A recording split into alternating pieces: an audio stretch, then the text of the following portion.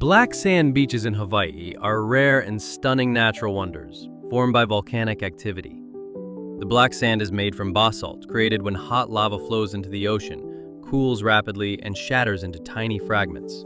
Punalu'u Black Sand Beach on Hawaii Island's southeastern Ka'u coast is a breathtaking sight.